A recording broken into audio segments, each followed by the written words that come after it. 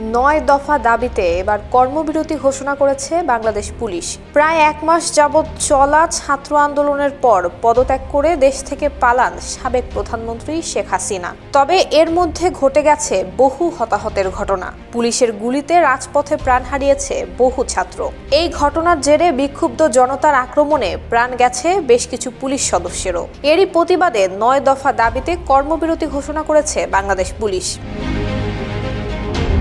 পুলিশের 9 দফা দাবিগুলো হলো সকল পুলিশ হত্যার দৃষ্টান্তমূলক শাস্তি নিশ্চিত করা, নিহত পরিবারের ক্ষতিপূরণ সহ সেই পরিবারের ন্যূনতম একজন সদস্যকে সমপদে নিয়োগ নিশ্চিত করা, আহত সকল পুলিশ সদস্যদের সুচিকিৎসা নিশ্চিত করা এবং ক্ষতিপূরণ প্রদান নিশ্চিত করা, 8 ঘন্টার বেশি ডিউটি পালনে বাধ্য না করা এবং 8 ঘন্টার বেশি ডিউটি পালনে ওভার ডিউটির সুবিধা দেয়া, শুক্রবার শনিবার সহ সকল সরকারি ছুটি ভোগের সুযোগ প্রদান, দেশের স্বার্থে জনগণের স্বার্থে ছুটি কাটাতে না পারলে অতিরিক্ত কর্মদিবস হিসেবে আর্থিক বিষয় অন্তর্ভুক্ত করা, ঊর্ধ্বতন কর্তৃপক্ষের আদেশদানে সংবিধান এবং জনগণের মনের কাঙ্ক্ষিত বিষয়ে প্রাধান্য দেওয়া, পুলিশকে রাজনীতিমুক্ত রেখে নিরপেক্ষতার সাথে কাজ করার সুযোগ নিশ্চিত করা, পুলিশ হেডকোয়ার্টার থেকে শুরু করে সকল metropolitan police office, police lines, police হাসপাতাল, থানা, পুলিশ ফাঁড়ি, ক্যাম্পের নিরাপত্তা বেষ্টনী জোরদার করে নিরাপদ কর্মস্থল নিশ্চিত করা, যথাসময়ে সকল পদে পদোন্নতির যথাযথ পদক্ষেপ গ্রহণ করে বৈষম্য দূর করা